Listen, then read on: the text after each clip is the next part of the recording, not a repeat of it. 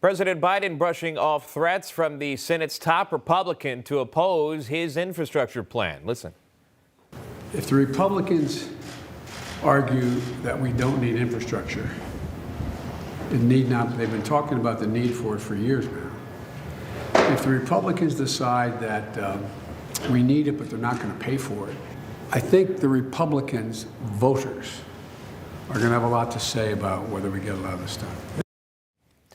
Joining us now to discuss is John Stubbins, host of Indivisible with John Stubbins and Vice President of Prelude Pictures. Good to see you, John. Thanks so much for coming on. A lot to weigh in here, President Biden making these comments. What do you make of that? Because inside of that speech that he gave that we didn't play is the fact that he said he would want to work with Republicans. But do you take him for his word on that? Do you see him working with Republicans on this so far? No, I don't, Sean, and thanks for having me. Look, we've seen this show before, right? Barack Obama came out and talked about shovel-ready jobs. How did that go, America? We had Solyndra and many other programs, shovel-ready jobs that, basically threw the American taxpayer money down the drain, if not stolen from Barack Obama and Joe Biden. Joe Biden is a liar. He's a liar. And we've seen this show before, like I said. They stole this money through the green energy incentives programs when Obama was in the Oval Office, and they sold it to the American people as shovel-ready jobs through all these different programs. And we're going through the same rerun again. And look, Mitch McConnell may not be a prize, and he has his own issues in the swamp, but make no mistake about it, Joe Biden is feeding the American people a bunch of malarkey. The American people, of course, Democrats, Republicans, Independents alike, we all want new infrastructure, okay? But we're not going to get new infrastructure because the money won't go to new infrastructure. You know it, and I know it. Well, one of the things about that infrastructure bill is that it's $2.2 trillion. It's a lot of money. Now, recently, one Republican said he'd come out and he would support a bill that was for $615 billion for an infrastructure bill, roughly a quarter of what's already put out there. So that's where you are with Biden's bill and with Republicans. They would only support the part that actually goes towards fixing roads and bridges, what we know traditionally as infrastructure. Not even close, but is there a pathway there that maybe they would meet in the middle, or does Biden and the Democrats, they just push this through with reconciliation? Yeah, look, they've got to cut out the pork.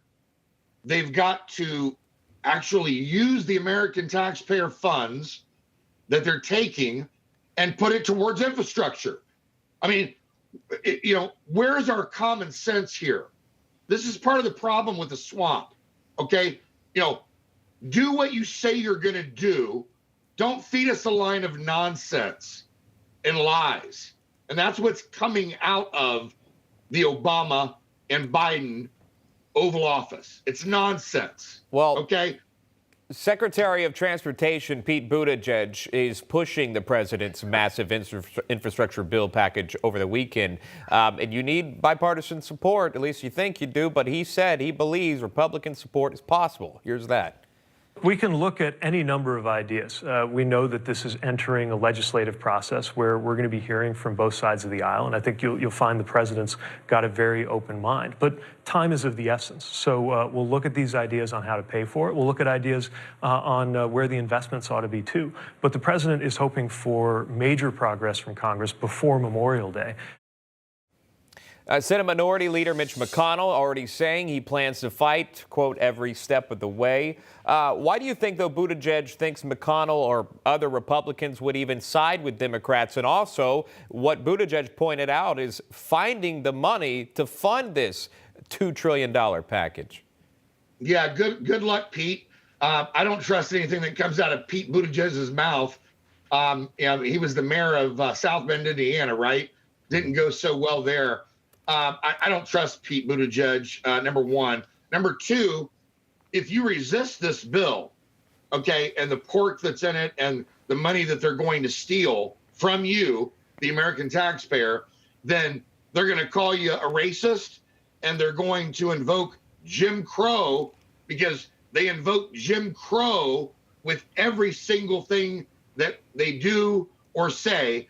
And the thing that bothers me about this whole Jim Crow thing, where it comes to every subject, is that Jim Crow came from you, Joe Biden, you, Barack Obama, you, Hillary Clinton. This came from your party.